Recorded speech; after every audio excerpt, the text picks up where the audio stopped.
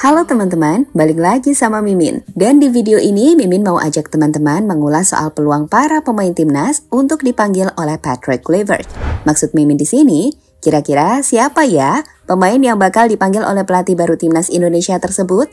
Adakah pemain yang bakal terbuang? Dan adakah pemain yang bisa comeback ke timnas Indonesia? Di sisi lain, kita juga akan ceritakan soal potensi dari Ole untuk jadi pilihan utama di timnya Oxford dan menilik peluang Marcelino untuk debut di timnya tersebut. Jadi, stay selalu bersama Mimin, karena Mimin punya informasi yang bakal menjawab rasa penasaran kalian soal dunia bola yang menarik diulas dari sudut pandang berbeda.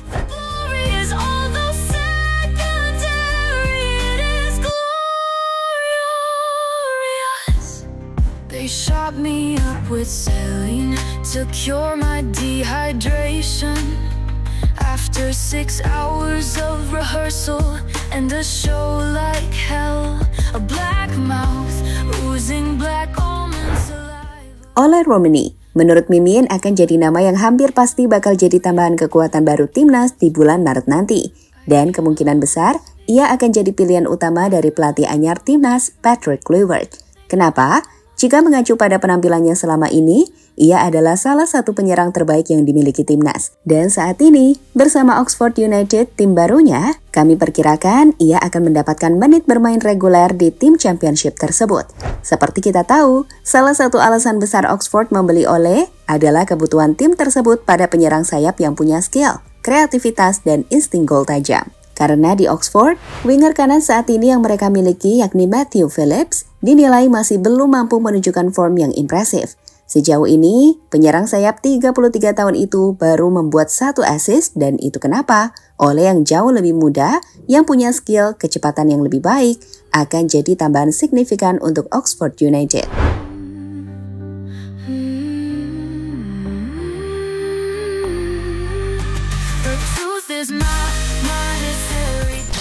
Jika Ole diperkirakan bisa langsung menembus tempat utama di tim Oxford, cerita berbeda dialami oleh Marcelino Ferdinand. Wonderkid 20 tahun timnas Indonesia itu sejauh ini masih belum mendapatkan menit untuk menjalani debutnya.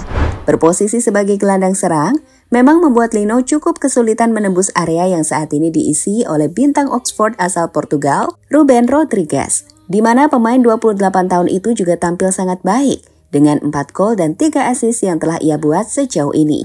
Artinya, Marcelino masih butuh waktu, dan kami pikir wajar. Tapi positifnya, Marcelino sudah berlatih dengan tim utama, dan kapan saja bisa dimainkan dan menjalani debut di partai mana yang mungkin ia dibutuhkan sebagai pengganti. Beralih soal Lino dan Ole, di lini serang, timnas juga punya Ragnar, Rafa, dan juga Eliano, yang bisa dimainkan sebagai winger. Dan sejauh ini, ketiganya mulai bermain reguler untuk timnya. Ragnar contohnya, pemain ini selalu dimainkan oleh FC Vidender, dan dalam 4 laga terakhir, ia selalu tampil impresif. Kalian bisa lihat di rating start dari Ragnar. Oh ya, di FC Vidender sendiri, Ragnar ini lebih sering main di AM atau attacking midfielder. Ini berbeda dengan saat ini main di timnas Indonesia asuhan Coach Shin, di mana Ragnar lebih sering main sebagai penyerang sayap atau penyerang tengah. Gimana dengan Rafael Strijk? Pemain 21 tahun ini juga terus dipercaya untuk tampil bagi timnya Brisbane Roar, di mana sejauh ini ia baru mencetak 1 gol. Sayang, Brisbane Roar ini entah kenapa lebih sering kalah di Liga Australia musim ini. Sedangkan untuk Eliano, usai cukup lama ada di bangku cadangan, pemain dari tim Pek Zwolle itu mulai mendapatkan menit main sebagai starter di 2 laga terakhir. Dan ia menjawab kepercayaan itu dengan penampilan yang cukup impresif. So sekali lagi, hadirnya pelatih baru bakal membuat persaingan makin ketat. Dan penampilan mereka di level klub lah yang akan menentukan siapa yang akan dipanggil ke timnas.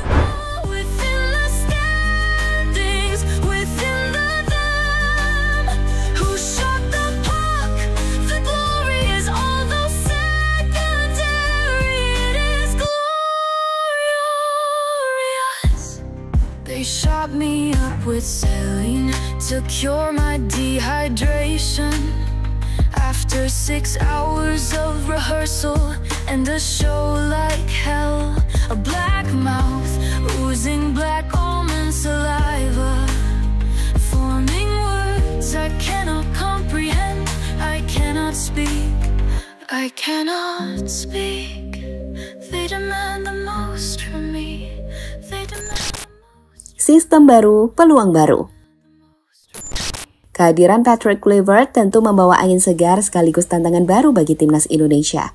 Pelatih asal Belanda ini dikenal dengan pendekatan fleksibel dan modern, terutama dalam formasi menyerang. Kalau kita dengerin wawancaranya, Patrick ini adalah pelatih yang mengedepankan permainan menyerang, karena menurutnya pertahanan terbaik adalah melakukan serangan. Untuk formasi, kemungkinan ada beberapa opsi yang bisa digunakan timnas di bawah kepemimpinannya, mulai dari 4-2-3-1 hingga 4-3-3. Lantas, jika formasi itu yang diinginkan Patrick, siapakah pemain yang akan dipanggil dan siapakah pemain yang akan keluar? Untuk pemain-pemain yang diperkirakan harus berjuang keras untuk tetap berada di timnas, di antaranya adalah Asnawi, Arhan, Ferrari, hingga Hoki. Pemain-pemain yang selama ini dipanggil coach tersebut bakal menghadapi tantangan serius jika tidak mampu membuktikan kualitasnya. Apalagi pemain seperti Asnawi misalnya. Ia harus bertarung dengan Kevin Dix hingga Sandy Walsh untuk mengisi posisi fullback kanan. Sedangkan untuk Arhan, ia masih harus bersaing dengan Calvin Verdong hingga Patinama di posisi fullback kiri. Kami sih mengapresiasi keputusan Arhan untuk tetap main di luar negeri, di mana baru-baru ini ia akhirnya memilih bergabung ke klub asal Thailand. Sedangkan untuk Ferrari, kami pikir akan sulit baginya masuk ke skuad timnas. Apalagi jika Messilhurst, Jay Izzaz, Jordi Amat, hingga Justin Hebner dan Rido dalam kondisi fit. Begitupun Hoki, yang sepertinya sulit untuk mendapatkan tempat lagi.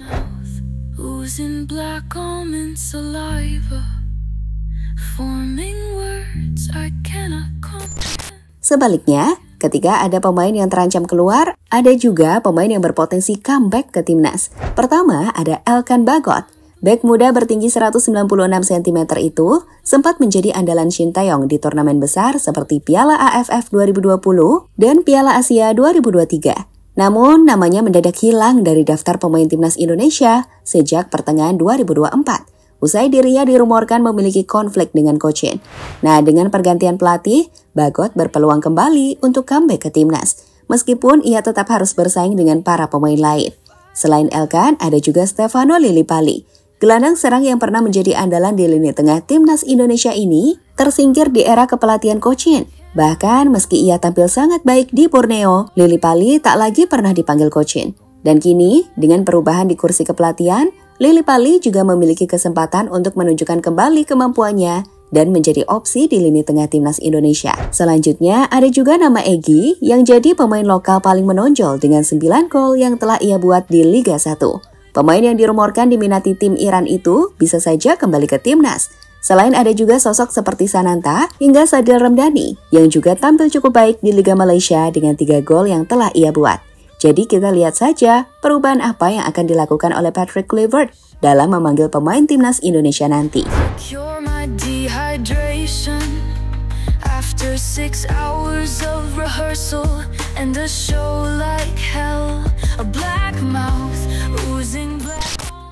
Wajah-wajah baru timnas. Selain bakal jadi momentum untuk kembalinya para pemain yang sebelumnya tersisih, perpindahan kursi kepelatihan ke Patrick Kluivert diprediksi juga akan memunculkan wajah-wajah baru. Tak terkecuali wajah baru dari pemain keturunan. Seperti kita tahu, kehadiran Kluivert sebagai pelatih kepala juga meningkatkan daya tarik timnas Indonesia bagi pemain keturunan. Dan itu kenapa pemain Grade A diprediksi akan tertarik untuk segera gabung ke timnas dan bersaing bersama untuk membawa Indonesia ke World Cup. Satu nama terbaru yang akan diproses adalah Jairo. Namun Jairo bukanlah satu-satunya. Satu nama lain seperti Pascal Struijk, Ian Mason, Emil Audero, hingga Miliano Jonathans dilaporkan lebih tertarik membela timnas Indonesia. So, jika para pemain itu datang, wajah timnas benar-benar akan makin mewah. Sebagai gambaran, yuk lihat starting line-up yang bisa digunakan oleh Patrick Kluivert di timnas dengan skema 4-3-3. Di sini, posisi kiper bisa diisi oleh Pas. Dengan 2 bek tengah dapat diisi oleh Messilhurst dan juga Jay Izzaz. Untuk fullback kanan, Kevin Dix, dan fullback kiri dapat diisi oleh Calvin Verdong. Gimana dengan 3 pemain tengah? Jairo, Tom Hai, dan Marcelino bisa mengisi pos tersebut. Dan 3 penyerang bisa diisi oleh di kanan, Ragnar sebagai central forward, dan Eliano di kiri. Ini benar-benar menarik, kawan-kawan.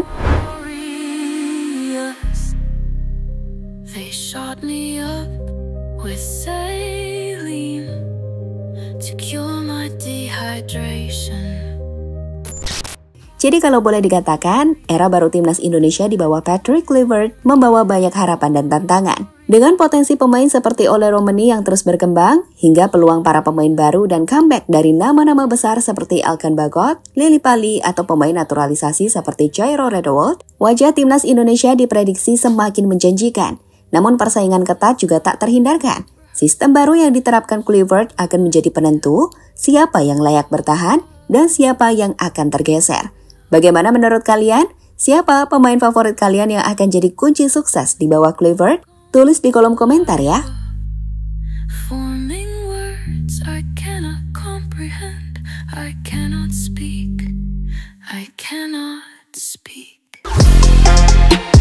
Halo, izin iklan sebentar ya guys. Jadikan ruangmu bernuansa timnas. Temukan beragam poster dinding, sepak bola dan timnas dengan desain menawan, kualitas premium dan harga yang tidak akan menguras kantong. Segera klik link Shopee di deskripsi video ini dan dukung timnas dengan sepenuh hati. Mulai dari dinding rumahmu.